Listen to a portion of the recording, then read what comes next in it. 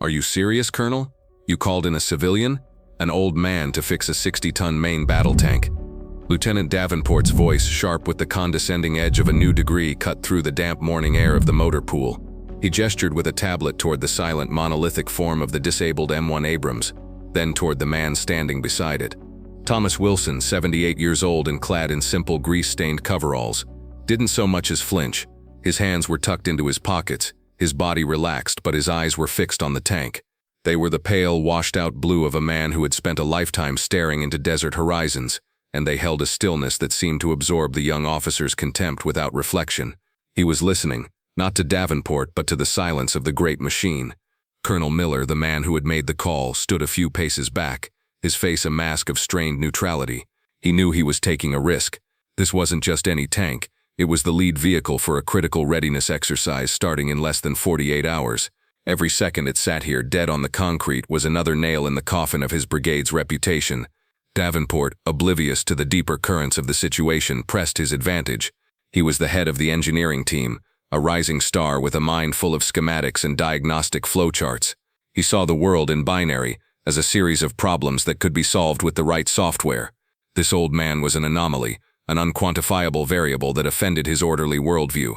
"Sir, with all due respect," Davenport continued, his tone suggesting none was actually due, "my team has been working on this vehicle for 36 straight hours.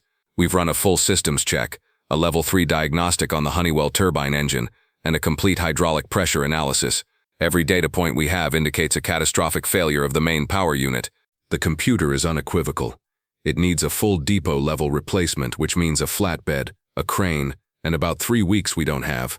He tapped his tablet for emphasis, as if the glowing screen were an unassailable shield of logic. His team of young engineers, all in their early 20s and equally devoted to the digital gospel, shuffled their feet and exchanged smirks.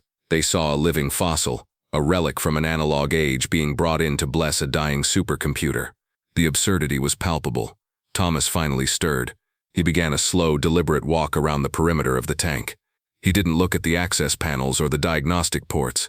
Instead, he ran a gnarled hand over the cold, scarred steel of the turret, his touch gentle, like a man greeting an old, wounded friend. The Abrams sat low on its torsion bars, a behemoth of depleted uranium and composite armor, humbled by a ghost in its own machine. Dust from the training fields clung to its flanks, a testament to its recent and final exertions. He stopped near the rear of the tank, near the massive engine grills, and turned his head slightly, as if catching a scent on the wind. His voice, when it came, was quiet and gravelly, a stark contrast to Davenport's clipped precision. "How did she sound before she died?" Davenport blinked, thrown by the simplicity of the question. Sound? The engine output was nominal until the point of failure. The decibel readings were within standard operational parameters. Thomas's gaze didn't waver. "That's not what I asked. I asked how she sounded. Was it a clean shutdown or a dirty one? Did she scream or did she choke?" A few of the younger mechanics shifted uncomfortably. They had been there.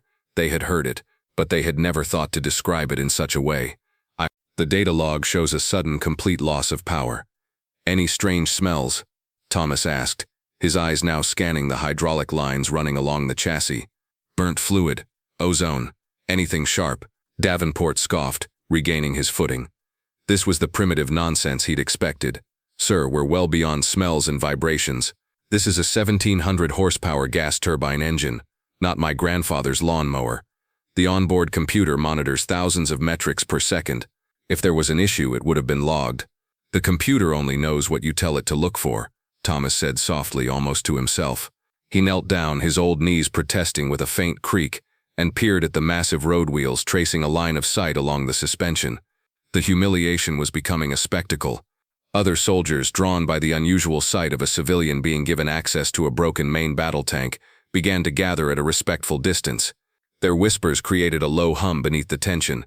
They could feel the friction between the two men, the clash of two entirely different worlds. Davenport decided he'd had enough. This old man wasn't just wasting his time, he was undermining his authority in front of his team and now half the motor pool. He stepped forward, planting himself between Thomas and the tank. "Colonel Miller, I have to insist," he said, his voice rising. "This is a waste of valuable time and a breach of protocol. My team is ready to begin prepping the tank for transport to the depot.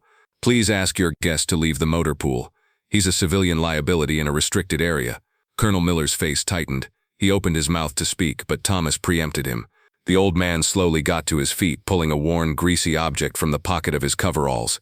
It was an old Zippo lighter, its silver plating worn down to the brass in smooth patches. He flicked it open and closed with a practiced rhythmic click-clack, the sound sharp and clear in the tense silence. Davenport let out a short, incredulous laugh. "What are you going to do now?" "Fix a 60-ton tank with a cigarette lighter." The sound of the Zippo, the metallic snap, was a key turning a lock in Thomas's mind.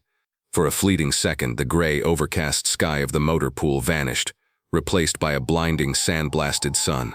He was 25 again, suffocating in the cramped engine bay of his own Abrams, the hell on wheels. The air was thick with the smell of diesel and fear. Outside, the world was a maelstrom of screaming shells and the terrifying roar of an Iraqi Republican Guard tank company cresting the dune. His comms were dead. His fire control was dark. His tank, his crew, his world was dead in the water. Over the static, he could hear his commander's frantic, fading shouts about an imminent overrun. And in that hellish darkness, there was only one pinprick of light, the tiny flickering flame of that very same Zippo, illuminating a hairline crack in a secondary fuel line, a crack so small that the advanced diagnostics of the day had missed it completely. He remembered the desperate, frantic work of his hands, wrapping the line, using a clamp he'd salvaged from a broken radio, his knuckles bleeding, his heart hammering against his ribs. He remembered the desperate prayer he'd uttered as he hit the ignition, and the glorious, life-affirming scream of the turbine catching, roaring back to life, just as the first enemy T-72 appeared in his sights. The memory, vivid and violent, was gone in an instant. Thomas's eyes, which for a moment had reflected the fire and terror of battle, were once again calm and steady. He snapped the Zippo shut. He looked at the smug, dismissive face of the young lieutenant. "Something like that," he said. From across the motor pool, Sergeant Price watched the scene unfold. He was a tanker, part of the crew whose steel beast now sat broken and silent. He had been quiet until now, intimidated by the lieutenant's rank and supreme confidence. But he had also grown up on stories, told in hushed, reverent tones by old NCOs in dusty VFW halls. Stories of a legendary mechanic from the Gulf War, a ghost of a man they called Willie, who could feel what was wrong with a tank just by laying a hand on its hull. A man who could coax dead machines back to life with nothing but intuition and a handful of tools. He never thought he'd see the man in person, but when Colonel Miller had first introduced the quiet old civilian as Thomas Wilson, a name from the legends had clicked into place. Now he watched as Lieutenant Davenport, puffed up with his own importance, moved to end the confrontation. "Colonel," Davenport said, his voice hard, "my men are going to begin the disconnection sequence. I need this area cleared. Now." He gestured to two of his junior engineers, big, strapping kids who looked deeply uncomfortable with their new role as bouncers. "Please escort Mr. Wilson to the gate." That was the breaking point for Sergeant Price. This wasn't just a disagreement anymore. It was an act of profound disrespect. He saw the two engineers start to move toward the old man. Acting on pure instinct, he slipped behind a parked Humvee, pulling out his personal cell phone. He knew he was about to shatter the chain of command, but some things were more important. He scrolled through his contacts and found the number he was looking for. The phone rang twice before a gruff voice answered. "Davis, Master Gunner, it's Sergeant Price, from the 3rd Brigade." "Price, what do you need?" "I'm busy, sir," Price said, his voice a low, urgent whisper. "You're not going to believe this. They've got Willie Wilson out here at the 3rd Brigade motor pool." There was a pause on the other end of the line. "Say that again, Sergeant." "It's him, Master Gunner. Thomas Wilson. Colonel Miller brought him in to look at our downed Abrams. And some new engineering lieutenant is about to throw him off the base. He's calling him a liability." The silence that followed was heavy, dangerous. Sergeant Price could almost feel the pressure building through the phone. The game had just changed. He didn't know the details of what would happen next, but he knew, with absolute certainty, that the cavalry was coming. Miles away, in a cluttered office at the U.S. Army Armor School, Master Gunner Michael Davis slammed his phone down into its cradle with enough force to make the plastic groan. His face, a roadmap of a 30-year career etched with the suns of Iraq and the winters of Grafenwöhr, was flushed with a deep, furious red. "Are you kidding me?" he roared to the empty room. His aide, a young captain, poked his head in, his eyes wide with alarm. "Everything all right, Master Gunner?" Davis ignored him. He stomped across the room to a wall covered in decades of plaques, unit photos and commendations. It was a shrine to the Armored Corps. His finger, thick as a sausage, jabbed at a faded photograph from 1991. In it, a group of young tankers, their faces smeared with soot and lit by triumphant grins, stood in front of an M1 Abrams. The tank's barrel was adorned with 7 crudely painted enemy tank silhouettes. In the center of the group, looking impossibly young, was the man who had just been described to him over the phone. "Captain," Davis growled, his voice a low rumble of controlled fury. "You see that man? That is Thomas Willie Wilson. When you were learning your multiplication tables, he was writing half the damned maintenance manuals for the A1 variant from a fighting position. The battlefield recovery techniques we teach to every single 91A mechanic in this army, he didn't learn them in a classroom. He pioneered them, under fire, with his hands and his wits. And Sergeant Price just told me that some pencil-neck lieutenant with a shiny new laptop is trying to have him arrested for trespassing." He turned, his eyes blazing. "Not on my watch. Get me General Peters on the line, now." The captain scrambled to comply, his fingers fumbling with the phone. "And get a vehicle ready," Davis barked as an afterthought. "Multiple vehicles. Tell the general's office that the ghost of 73 Easting is being disrespected by one of his new officers. Use those exact words." The name hung in the air like a thunderclap. The ghost of 73 Easting. It wasn't a call sign, it was a title, a piece of living history. The aide's face went pale. He suddenly understood the magnitude of the storm that was about to break over the 3rd Brigade motor pool. The urgency was no longer about a broken tank. It was about defending the honor of a legend. Back at the motor pool, Lieutenant Davenport was savoring his victory. Colonel Miller, though visibly distressed, had not countermanded his order. The 2 young engineers, hesitant but obedient, had approached Thomas Wilson. The old man hadn't moved, but he looked at them with an expression not of anger but of deep, weary disappointment. Davenport decided to deliver the final blow himself, a clear and public reassertion of his authority. He strode forward, stopping directly in front of Thomas. "Sir, for the final time I am ordering you to vacate this restricted military area. Your presence is interfering with official operations. If you refuse to comply, I will have the military police detain you. Is that clear?" He had crossed the Rubicon. The threat of arrest made to a civilian guest of a full colonel was an overreach so profound that a hush fell over the entire assembly of soldiers. The whispers stopped. The mechanics froze. This was no longer a simple jurisdictional spat. It was a public and brutal humiliation of an old man. Thomas simply gave a slow, sad shake of his head. He looked past Davenport toward the silent tank as if to say he was sorry. It began as a low rumble, a vibration felt more in the chest than heard with the ears. It was a sound every soldier on that base knew, the sound of heavy vehicles moving at speed. But this wasn't the whine of the MP's patrol cars. This was deeper, more menacing. Heads turned toward the main road leading into the motor pool. Within seconds, a convoy of black command vehicles in sand-colored Humvees came into view, moving far too fast. They didn't slow down. They fanned out and screeched to a halt in a perfectly executed tactical formation, their tires kicking up clouds of dust and gravel. The entire motor pool was suddenly enveloped in an atmosphere of crisis. Doors flew open with synchronized precision. Out stepped a 2-star general, his uniform immaculate, his bearing radiating an aura of absolute command. He was flanked by the furious-looking Master Gunner Davis and a retinue of senior NCOs and officers, men whose chests were heavy with ribbons and whose faces were set like stone. They moved as one, a wave of rank and righteous anger rolling across the concrete. Every soldier in the vicinity, from the lowest private to Colonel Miller, snapped to the position of attention. Jaws hung open. Lieutenant Davenport, who had been puffed up with his own authority just a moment before, seemed to shrink, his face draining of all color. He looked like a man who had just realized he'd mistaken a hornet's nest for a football. The 2-star general, whose nameplate read Peters, completely ignored Davenport. He ignored Colonel Miller. His eyes, like laser sights, were locked on one person only, the old man in the greasy coveralls. He strode across the tarmac, his boots echoing with purpose, and stopped precisely 3 feet in front of Thomas Wilson. In the dead silence, he brought his hand up in the sharpest, most impeccably respectful salute of his long career. His voice, a commander's baritone accustomed to booming across parade grounds, was clear and strong. "Mr. Wilson," General Peters declared, his voice carrying to every corner of the motor pool. "It is a distinct honor, sir." Thomas, looking slightly taken aback by the sudden fanfare, returned a slow, tired nod. Then Master Gunner Davis stepped forward, positioning himself so he was looking directly into Lieutenant Davenport's terrified eyes. His voice was not loud, but it was cold as steel and carried the weight of 30 years of authority. "Lieutenant," he began, letting the rank hang in the air like an accusation, "you stand there with your tablet and your degree, and you see an old man. You see a problem for your flowchart. Let me tell you what I see." He paused, letting the entire motor pool lean in. I see the man who, during Operation Desert Storm, had his tank platoon cut off and ambushed in the Battle of 73 Easting. I see the man whose tank took 2 direct hits from enemy T-72s, disabling his communications and his advanced fire control system. While under continuous hellacious fire, this old man crawled into his own engine compartment, manually diagnosed and repaired a severed hydraulic line, and single-handedly restored power to his turret. He then proceeded to manually sight and destroy 7, let me repeat that, 7 frontline enemy tanks. A collective gasp went through the crowd of soldiers.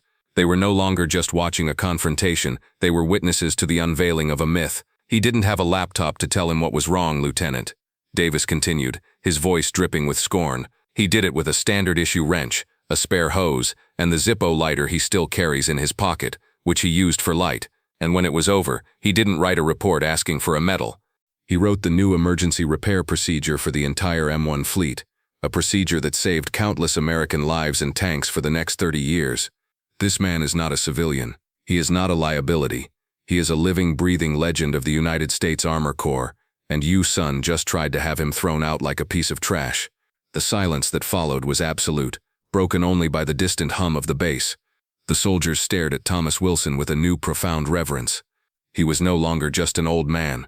He was the ghost of 73 Easting, a figure of battlefield lore made flesh.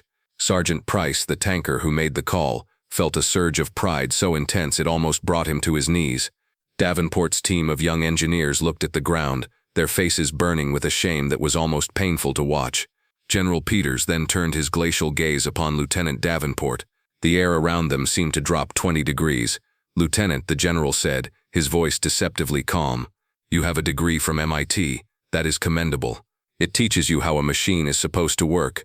Men like Mr. Wilson here, he gestured to Thomas, they understand how a machine actually works, especially when it's broken, on fire, and surrounded by people who are actively trying to kill you. You, son, have confused knowledge with wisdom. You showed arrogance where you should have shown humility, and you showed contempt for the very experience this army is built upon. You will report to Master Gunner Davis tomorrow morning at 0500 hours. He is going to personally re-educate you on the meaning of respect, and you will learn it from the ground up, starting with a floor buffer and a bucket. The rebuke was total, a public and devastating dressing down that would follow Davenport for the rest of his career. It was a career that had just been saved from obliteration and put on a path to redemption, though he didn't know it yet. All eyes then turned to Thomas, the quiet center of the storm. He finally spoke, his voice soft but carrying easily in the charged silence. He wasn't looking at Davenport or the general. He was looking at the tank. It's not the boy's fault, General, he said, his voice full of a surprising gentleness.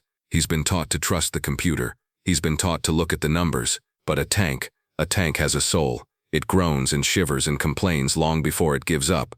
You just have to learn how to listen. He then turned and met Lieutenant Davenport's gaze. There was no malice in his eyes. No, I told you so.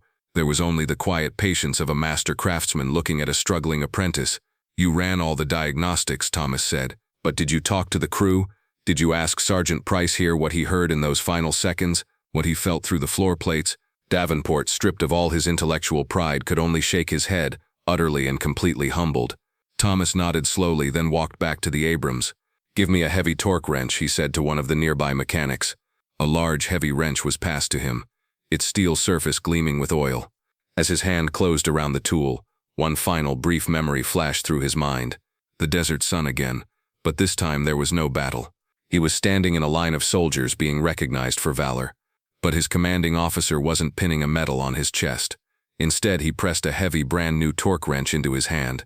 The Army gives out medals, Willie, the officer had said, his voice gruff with emotion. Tankers give tools. Never trust a man who hasn't skinned his own knuckles. Thomas walked not to the rear engine compartment, but to a small, seemingly insignificant hydraulic fluid reservoir located near the base of the turret ring. It was a component so basic, so low-tech, that Davenport's advanced diagnostics would have overlooked it as a potential cause for a total system failure. He raised the wrench and tapped it against the reservoir's metal casing. Instead of the clear, high-pitched ping of solid steel, the wrench produced a dull, flat thud. He tapped it again. Thud. He looked up at the assembled group of engineers, mechanics, and high-ranking officers. There's your problem, he said simply. It's not the power unit, Thomas explained, his voice now taking on the clear, concise tone of a teacher. The entire motor pool had become his classroom. The computer is telling you the engine failed because it's reading a catastrophic pressure drop in the starter system. And it's right, the pressure is dropping to 0. But it's not the pump that's failing, it's this. He tapped the reservoir again. There's a collapsed baffle inside this primary hydraulic reservoir. It's a simple $50 part, probably failed from metal fatigue. It's fallen down and is blocking the main fluid outlet. The pump is being choked, starved of the fluid it needs to build pressure for the turbine's starter motor. The computer sees the result, 0 pressure, and calls it a catastrophic failure. It can't see the cause because the cause is a simple piece of mechanical breakdown. He then pointed to a series of valves. You can bypass it. Rig a temporary line from the secondary reservoir directly to the starter motor. It'll give you enough juice for one good start. Once it's running, the engine's own alternator will power the systems. He looked at Davenport. It's a 3-hour fix to replace the baffle, not 3 weeks. Davenport and his team of engineers watched, mesmerized as the old master, with the help of Sergeant Price, quickly and efficiently rigged the bypass line. It was a piece of elegant, practical improvisation that wasn't in any of their manuals. Within 10 minutes it was done. Thomas stepped back and gave a nod to the tank's crew chief, who was already in his position. Try her now. The crew chief hit the ignition. For a second there was only the high-pitched whine of the electrics. Then with a deep, guttural cough, the 1,700 horsepower turbine engine caught. It roared to life with a deafening blast of sound and a plume of heat that sent a shimmer through the air. The M1 Abrams, the dead behemoth, was alive. A spontaneous, thunderous cheer erupted from the assembled soldiers. In the aftermath, things changed. General Peters, true to his word, mandated a new training module for all junior engineering officers across the armor branch. It focused on sensory diagnostics, crew interviews, and hands-on problem-solving before ever plugging in a computer. Co-developed by a humbled Lieutenant Davenport and Master Gunner Davis, it was officially named the Wilson Method. Thomas was brought on as a highly paid civilian consultant, a title he found endlessly amusing. Davenport was not drummed out of the service. Instead, he was remade by it. He spent the next 6 months under the direct, unforgiving tutelage of Master Gunner Davis. His days were spent not in a clean lab but in the grime and grease of the motor pool, learning from the very sergeants he had once dismissed. He learned to listen not just to engines, but to the men who operated them.